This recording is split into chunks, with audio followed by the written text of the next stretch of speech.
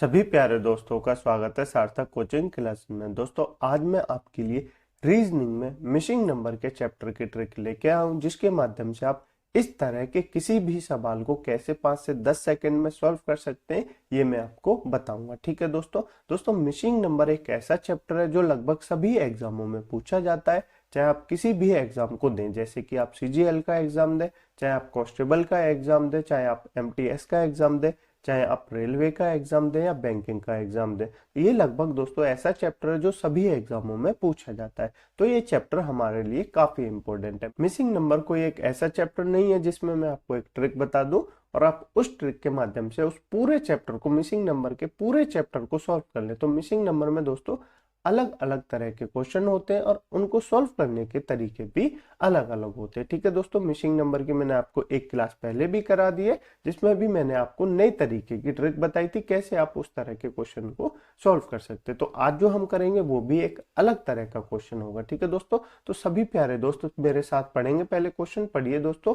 दी गई श्रृंखला में प्रश्न चिन्ह के स्थान पर क्या होगा? प्रश्न चिन्ह ये जो होता है, जिसको दोस्तों इंग्लिश में क्वेश्चन मार्क कहते हैं और हिंदी में प्रश्नवाचक चिन्ह कहते हैं। ठीक है दोस्तों, हमको यहाँ पे बतानी है कि यहाँ पे कौन सी संख्या आएगी, ये हमको बतानी है। तो मैंने आपको सबसे पहले जो मिसिंग नंबर की क्लास बताई थी, उसमें मैंने आपको क्या बताया था? मैंने आपसे कहा था कि आपको जब भी इस तरह की सीरीज दी जाए, जब भी आपको इस तरह की श्रृंखला दी जाए, तो आपको क्या करना है? सबसे पहले आपको अंतर देखना है दोस्तों। अंतर से दोस्तों लगभग 99% जो क्वेश्चन है वो सॉल्व हो सकते हैं। 99 कह रहा हूं, पूरे नहीं कह रहा हूं दोस्तों, क्योंकि 100% होने के लिए अलग अलग तरीके भी हो सकते हैं। तो 100% कुछ चीज नहीं होती। 99% हम कह सकते हैं कि जो अंतर से ये क्वेश्चन होते हैं, इस तरह की श्रृंखला जो होती है, इस तरह की जो सीरीज होती है, वो अंतर से सॉल्व हो सकती है। अगर अंतर से सॉल्व ना हो तो उसके बाद क्या करें? या तो मल्टीप्लाई ढूंढेंगे, या डिवाइड ढूंढेंगे, या ऐड ढूंढेंगे। ठीक है दोस्तों, तो अंतर से सॉल्व हो सकती है, क्योंकि अंतर से अंतर दिया होगा आपको एक और बार, या अंतर में ही आपको पता चल जाएगा कि क्यूब दिया हुआ है या स्क्वायर दिया हुआ है, या आपको प्राइम नंबर का अंतर दिया हुआ है, या आपको इवन नंबर का अंतर दिया हुआ है, या आपको ऑड नंबर का अंतर दिया हुआ है। तो ये आपको अंतर से पता चल जाता है। हम भी सबसे पहले क्या करेंगे दोस्तों?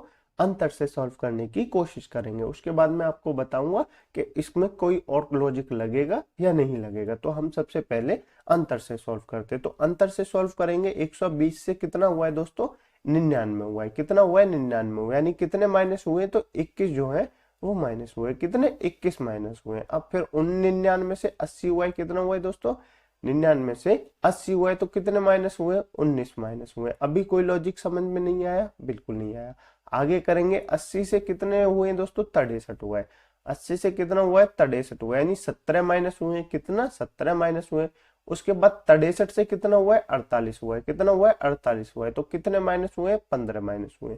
कितने माइनस हुए? 15 माइनस हुए। अब आपको लॉजिक शायद थोड़ा थोड़ा समझ में आ रहा होगा। क्या समझ में आ रहा है? पहले दोस्तों 21 हुआ, फिर 19 हुआ, फिर 17 हुआ, फिर 15 हुआ। अब आगे क्या होगा? ये तो जाहिर सी बात है, आपको पता चल गया होगा। आगे क्या होगा? देखिए दोस्तों, अंतर से अंतर दिया हुआ है। 21 में 19 का अंतर कितना है? 2 का अंतर है।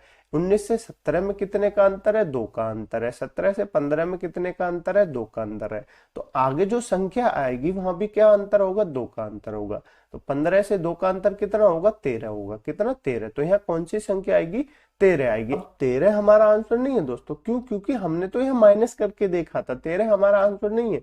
यहाँ पे जो आगे संख्या आएगी, इन दोनों संख्याओं का अंतर कितना होगा? 13 होगा। कितना होगा? 13 होगा। तो संख्या क्या आएगी? तो 48 में से संख्या लाने के लिए हम माइनस कर देंगे 13 को। कितने को दोस्तों? 13 को माइनस कर देंगे। तो 8 में से 3 गए, 5 बचे। 4 में से 1 गए, 3 बचे। तो हमारी जो प्रश्नवाचक चिन्ह के स्थान पे संख्या आएगी वो कितनी होगी? 35 होगी। यानी ऑप्शन नंबर ए हमारा बिल्कुल सही आंसर हो जाएगा। ठीक है दोस्तों, इस तरह के क्वेश्चन आपसे काफी एग्जाम में पूछे जाते हैं। ठीक है दोस्तों, इन तरह के क्वेश्चनों को पूछने का अभी फिलहाल में काफी ज्यादा ट्रेंड है। तो आप याद रखेंगे, अंतर से अंतर भी दे सकता है, एक और अंतर दे सकता है, 3 अंतर भी दे सकता है, या आपको यहाँ पे जो अंतर बचा है ना, यहाँ पे आपको स्क्वायर भी दे सकता है, क्यूब का अंतर भी दे सकता है, या आपको इवन नंबर का अंतर भी दे सकता है, या आपको प्राइम नंबर का अंतर भी दे सकता है।